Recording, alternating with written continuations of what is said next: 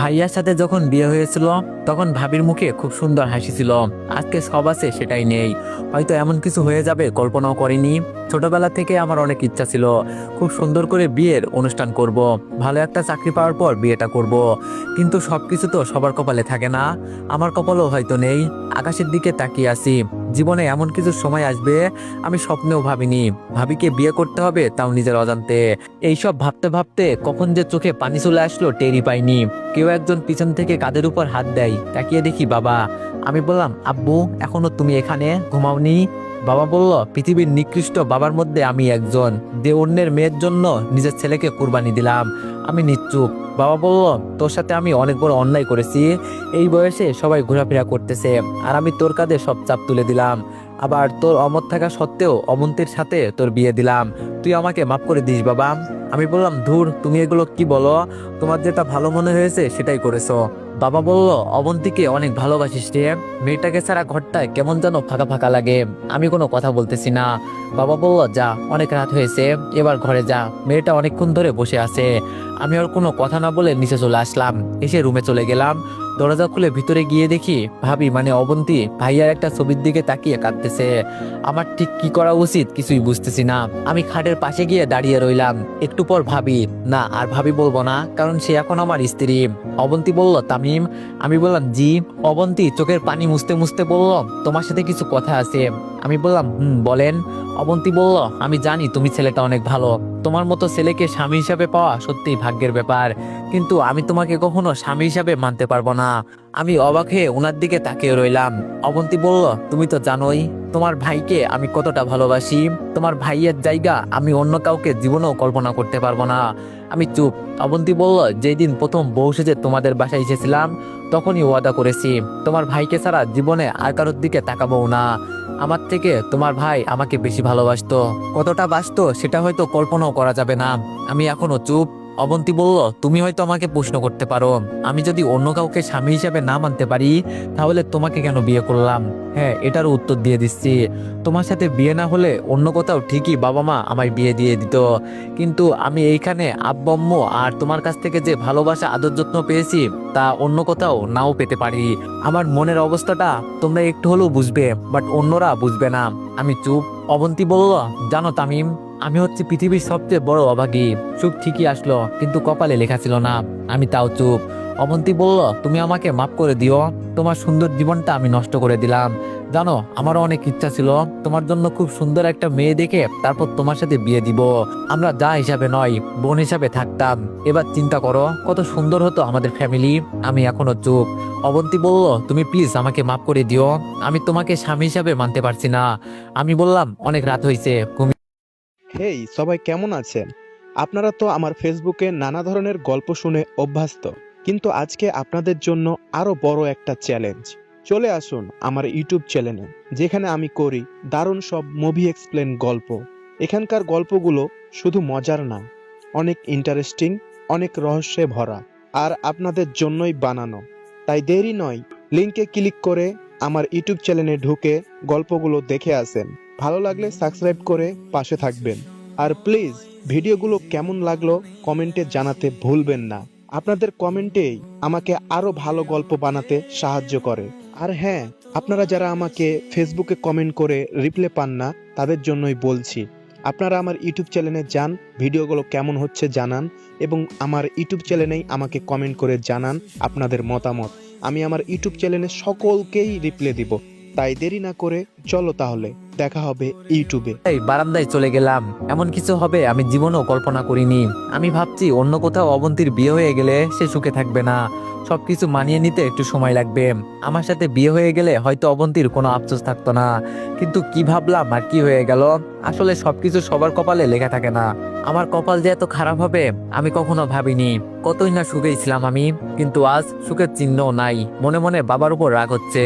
উনার আবেগ রাখতে গিয়ে আমার জীবনটাই শেষ। ভাইয়ার কথা খুব মনে পড়তেছে। আমি রুম থেকে বেরিয়ে গেলাম, ভাইয়ার কবরের কাছে যাব। ঘড়ি দেখলাম 12টা বাজে। আমি কাউকে কিছু না বলে বাসা থেকে বেরিয়ে গেলাম।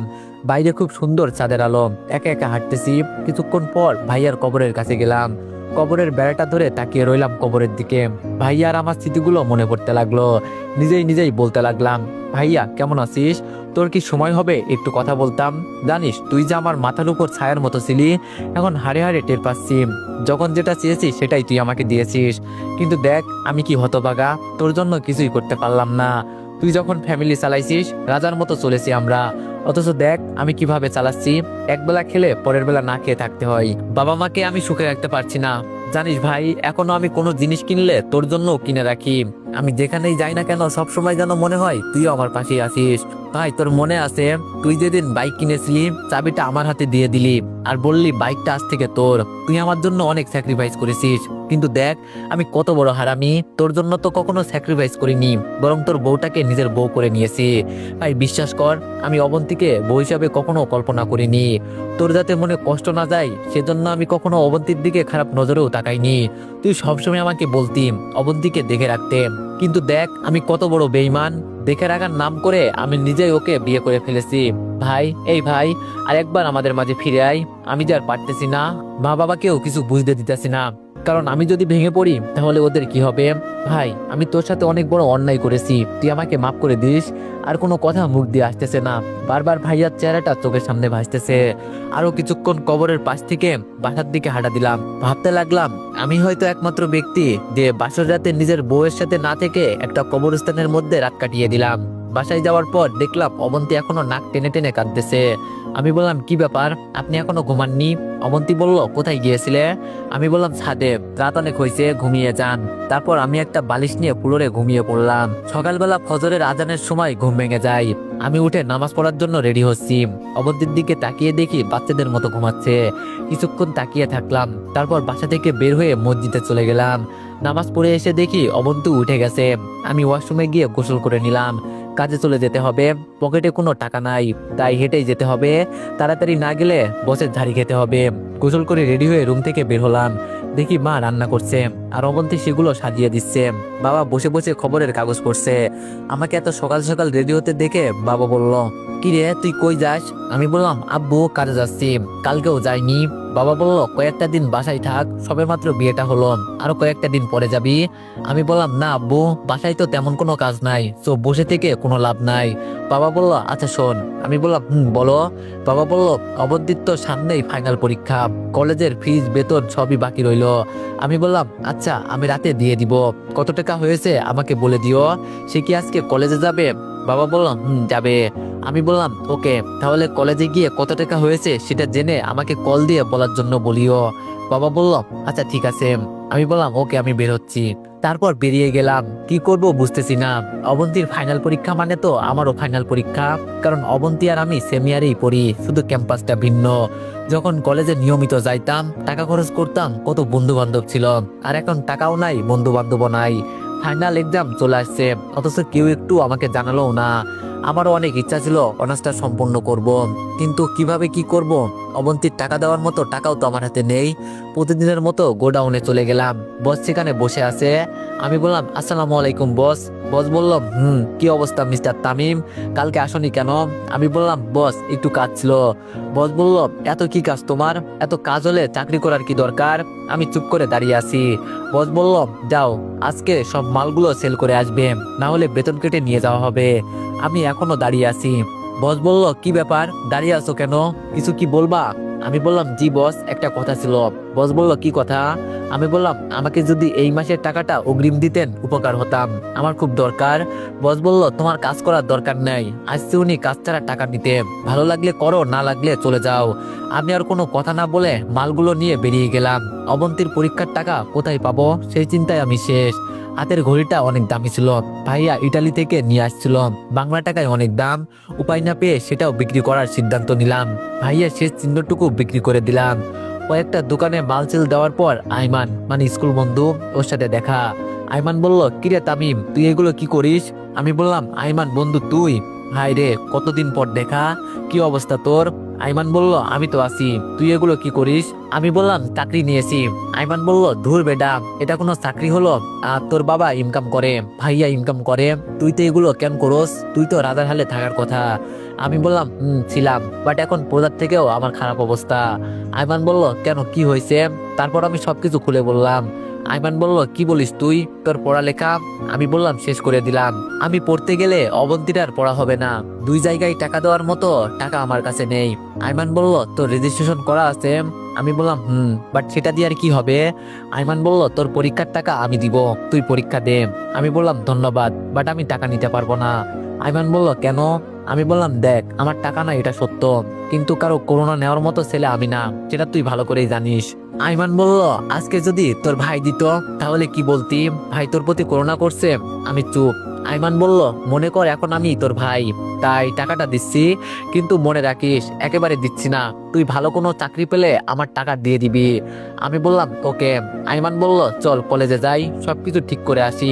আমি বললাম, না দোস্ত, তুই যা, আমার এগুলো সেল করতে হবে, তুই গিয়ে আমার নামে টাকাটা জমা দিয়ে দিস। আইমান বলল, আচ্ছা ঠিক আছে, ভালো থাকিস, আমি আবার দেখা করব। আমি বললাম, ওকে, তুই বাসায় আসিস। এরপর আইমান চলে যায়, মনের মধ্যে একটু শান্তি আসলো। তারপর বাকিগুলো মাল বিক্রি করে বসের কাছ থেকে টাকা আর ঘড়ি বিক্রি করার টাকা নিয়ে টিউশনিতে গেলাম, সেখানেও অগ্রিম টাকা নিলাম, সব মিলিয়ে 6,000-এর মতো। আবারও হাঁটতে হাঁটতে বাসায় গেলাম, রাত প্রায় 11টা বাজে। আমি বাসায় গিয়ে বাবাকে ডাকলাম। আমার ডাক শুনে আব্বু আম্মু আর অবন্তী আসলো। বাবা বলল, কি রে, এত দেরি হলো যে? আমি বললাম, কাজের চাপ ছিল, এই নাও টাকাগুলো দিলাম। বাবা বলল, কি এখানে? আমি বললাম, তোমার মেয়ের পরীক্ষার খরচ 6,000 আছে। বাবা টাকাগুলো হাতে নিল, অবন্তীকে দিয়ে দিল। তারপর অবন্তী বলল, আব্বু একটা কথা বলতাম। বাবা বলল, মা বলো। অবন্তী বলল, তামিমের একা ইনকাম দিয়ে তো আর সবকিছু করা সম্ভব নয়, তাই বলছি আমিও একটা চাকরি করি, তাহলে মোটামুটি আমাদের পরিবারে একটু সচ্ছলতা আসবে। আমি বললাম, এই পরিবারের আর কারো ইনকাম করার দরকার নেই, আমি এখনো মরিনি, যদি করার এত ইচ্ছা থাকে তাহলে আমি মরার পরে করিয়েন। সবাই আমার দিকে হা করে তাকিয়ে আছে। আমি আর কোনো কথা না বলে রুমে চলে গেলাম। আসল কথা হচ্ছে, আমি চাই না অবন্তী কোনো কাজ করুক, এমনিতেই আমি সারাদিন বাইরে থাকি। এখন যদি অবন্তী চাকরি করে তাহলে আব্বু আম্মুকে কে দেখবে? বুড়ো বয়সে দুজনেরই কষ্ট হবে।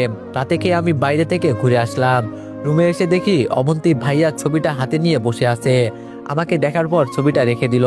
আমি বিছানা থেকে একটা বালিশ আর খাতা নিয়ে ফ্লোরে শুয়ে পড়লাম। অবন্তী বলল, তামিম, একটা কথা বলতাম। আমি বললাম, বলেন। অবন্তী বলল, তুমি খাটে থাকো, আমি ফ্লোরে ঘুমাই, সারাদিন কাজ করে আসছো, এখন ফ্লোরে ঘুমালে হয়তো ঘুম আসবে না। আমি বললাম, আমি কাপুরুষ নয় যে একটা মেয়ে মানুষকে নিচে ঘুমাতে দিয়ে আমি নিজে খাটে ঘুমাবো, আপনি ঘুমান, এমনিতে অনেক রাত হয়েছে। আর কোনো কথা না বলে ফ্লোরে ঘুমিয়ে গেলাম। সকালে ঘুম থেকে উঠে দেখি অবন্তী গোসল করে আয়নার সামনে বসে চুল ঠিক করছে। ভিজা চুলে একটু অন্যরকম সুন্দর দেখাচ্ছে। আমি দেখেও না দেখার ভান ধরে শুয়ে রইলাম। পরে মনে হলো, যে পায়ে হেঁটে কাজ করতে হবে, রোমান্টিক মুড থাকার মতো সময় নাই। উঠে ফ্রেশ হয়ে গোসল করে রেডি হয়ে বেরিয়ে গেলাম। আজকে অনেকগুলো মাল নিয়ে কভার ভ্যান ঠেলতে শুরু করলাম। মনে মনে ভাবতে লাগলাম, অবন্তী কেন আমাকে মেনে নিচ্ছে না? যেখানে আমি ওকে মেনে নিব না, সেখানে তার উল্টোটা হচ্ছে। এভাবে দিন যেতে লাগলো। বিয়ে করেও আমার অবন্তীর সম্পর্ক ভাবি দেবরের মতোই রয়ে গেল। মাঝে মাঝে অবন্তীর উপর অনেক রাগ হয়, কি করব কিছুই বুঝতে পারছি না। আব্বু আম্মুর জন্য আজকে আমার এই অবস্থা। দেশে মেয়ের অভাব পড়েছে যে আমাকে ভাবিকেই বিয়ে করতে হলো। সারাদিন কাজ করে এসে আবার রাতে ফ্লোরে ঘুম, জীবনটা অসহ্য লাগছে। পরের দিন কাজে গেলাম, শরীরটা ভালো লাগছে না, মনে হচ্ছে জ্বর আসবে। ইচ্ছে না থাকা সত্ত্বেও রাত পর্যন্ত কাজ করলাম। রাতে না খেয়ে ঘুমিয়ে গেলাম। গভীর রাতে আমার কাঁপুনি দিয়ে জ্বর আসছে, ঠিক মতো চোখও মেলতে পারছি না। হঠাৎ করে কপালে কারণ নরম হাতের স্পর্শ পেলাম। ঝাপটা চোখে তাকিয়ে দেখি অবন্তী ডাকতেছে, তামিম, এই কি হয়েছে তোমার, এইরকম করছো কেন? আমার অবস্থা এতটাই খারাপ যে ওর সাথে কথা বলার মতো শক্তিও আমার নেই। অবন্তী আমাকে উঠিয়ে খাটে শুইয়ে দিল, তারপর সারা রাত মাথায় পানি ঢাললো। আর কি কি করছে কিছুই মনে নেই। জ্বরের ঘরে কোনো কিছুই অনুভব করতে পারিনি। সকালবেলা অবন্তীর ডাকে ঘুম ভাঙলো। তাকিয়ে দেখি আব্বু আম্মু সবাই বসে আছে। অবন্তীর নাস্তা হাতে দাঁড়িয়ে আছে। তারপর নিজের হাতে খাইয়ে দিয়ে মেডিসিন খাইয়ে দিল। বাবা বলল, এখন কেমন লাগছে? আমি বললাম, ভালো। তোমরা খেয়েছো? আম্মু বলল, ঠিক মতো খাওয়া দাওয়া করিস না, তাই এমন হলো। বাবা বলল, ডাক্তার বলেছে কয়েকদিন রেস্টে থাকতে। আমি বললাম, ডাক্তার কখন আসলো? বাবা বলল, আরো আগে, তুই ঘুমিয়েছিলি, অবন্তী কল দিয়ে আসতে বলেছে। আমি আর কোনো কথা বললাম না। সেদিন আর কাজে যাইনি। রাতে ঘুমাতে যাওয়ার সময় অবন্তী বলল সরি। আমি বললাম সরি কেন? অবন্তী বলল আমার জন্য আজকে তোমার এই অবস্থা। আমি বললাম আরে ধুর, এগুলো কি বলেন, আপনার জন্য হবে কেন? অবন্তী বলল ফ্লোরে ঘুমানোর কারণে এমন হয়েছে। আমি কোনো কথা বললাম না। অবন্তী বলল প্লিজ তুমি খাটে ঘুমাও, আমি নিচে ঘুমাচ্ছি। আমি বললাম দরকার নাই, আমার জন্মই হয়েছে নিচে ঘুমানোর জন্য, আমি থাকতে পারবো, সমস্যা নেই, আপনি ঘুমান। অবন্তী বলল কিন্তু। আমি বললাম কোনো কিন্তু না, নিচে ঘুমালে আপনারও তো সমস্যা হতে পারে, তখন কি করবেন? চোখ ঘুমিয়ে পড়ুন। অবন্তী কিছু একটা বলতে চেয়েছিল, বাট আমি বলার আগেই সুযোগ না দিয়ে উল্টো পাশে শুয়ে গেছি।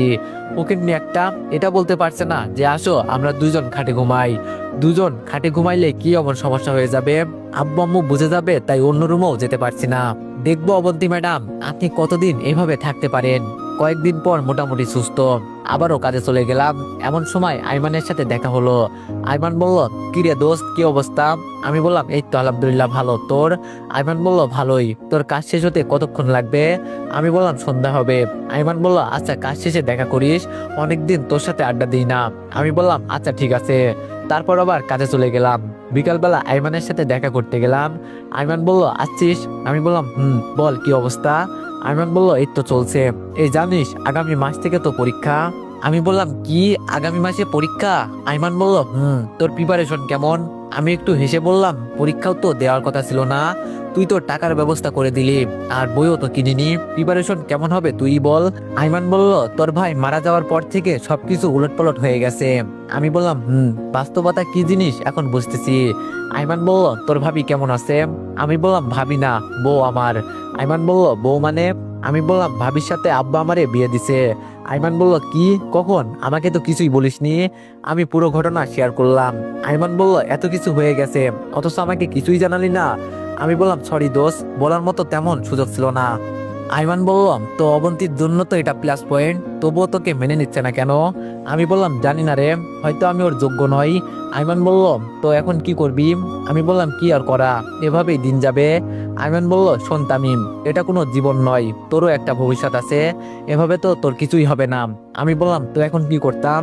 আইমান বলল অবন্তীর সাথে কথা বলে সবকিছু ঠিকঠাক কর। আমি বললাম কোনো লাভ হবে না, ও আমাকে মেনে নিতে পারবে না।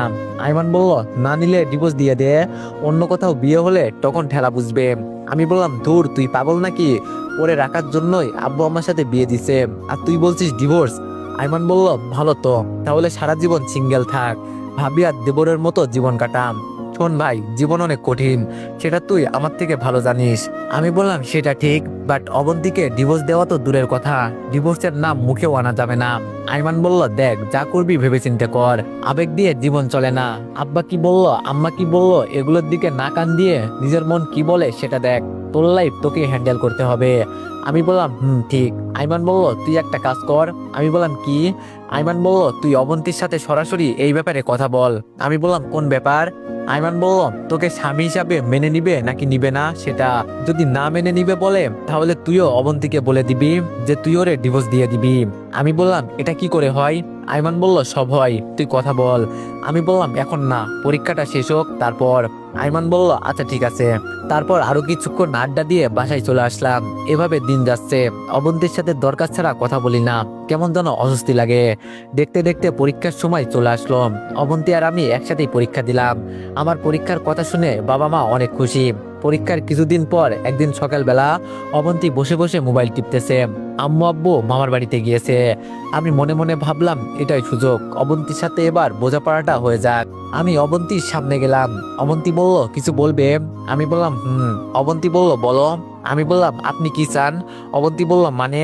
আমি বললাম মানে আপনি কি আমার কাছে থাকতে চান নাকি আমার থেকে মুক্তি চান, কোনটা? অবন্তী বলল তামিম তোমার মাথা ঠিক আছে, এগুলো কি বলছো? আমি বললাম আপনি উত্তর দেন, এখানে থাকলে কি আপনার কোনো সমস্যা হচ্ছে? অবন্তী বলল না। আমি বললাম তাহলে আমাকে স্বামী হিসাবে মানতে আপনার সমস্যা কোথায়? অবন্তী বলল দেখো আমি তোমাকে আগেই বলেছি এটা কোনোভাবেই সম্ভব নয়। আমি বললাম যদি আপনার অন্য কোথাও বিয়ে হতো তখন? অবন্তী কোনো কথা বলছে না, চুপ করে আছে।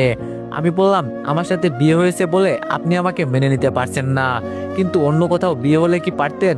জীবনেও না। আমি কোনোদিনও আপনাকে কোনো কথা বলিনি, তার মানে এই নয় যে সারা জীবন এভাবে থাকবো। আমারও তো একটা লাইফ আছে, আমারও তো ইচ্ছে করে সুন্দর করে সংসার করতে। আব্বু আম্মু আপনাকে অনেক ভালোবাসে, নিজের মেয়ের মতো দেখে। এখন যদি ওনাদের বলি আপনাদের আদরের মেয়ে বিয়ের পরের দিন থেকে আমাকে ফুলরে রাখছে, তখন কি হবে চিন্তা করছেন? অবন্তী চুপ। আমি বললাম আপনার সাথে বিয়েটা হয়েই আমার জীবনটা শেষ। সারাদিন এত কাজ করার পরও কোনো শান্তি নাই। আপনার সামনে দুইটা রাস্তা খোলা আছে। অবন্তী প্রশ্নসূচক দৃষ্টিতে তাকালো। আমি বললাম হয় আপনি আমাকে মুক্তি দেন, না হয় আমি আপনাকে। পুরোটা বলার আগেই অবন্তী আমার দিকে তাকিয়ে কাঁদতে শুরু করলো। আর কোনো কথা না বলে সে রুমে চলে গেল, ঠাস করে দরজাটা লাগিয়ে দিল। আমি সোফায় গিয়ে বসে রইলাম। একটু পর দেখি সে ব্যাগপত্র গুছিয়ে চলে যাচ্ছে। থামাতে গিয়েও থামাইনি। যাক, তাতে আমার কি? এইসব আবেগ দিয়ে তো আর জীবন চলে না। আমি তো ওরে জোর করে বিয়ে করিনি। আমাকে যদি এতই অপছন্দ করতো তাহলে বিয়ের দিনই বলে দিতে পারতো। সারাদিন বাসায় কাটিয়ে দিলাম, মা বাবাও নেই, বাসাটা কেমন খালি খালি লাগছে। বিকালবেলা বের হতেই দেখি। তো এভরিওয়ান, নেক্সট পার্টের জন্য সবাই একটু বেশি বেশি লাইক আর কমেন্ট করে দিও। ধন্যবাদ।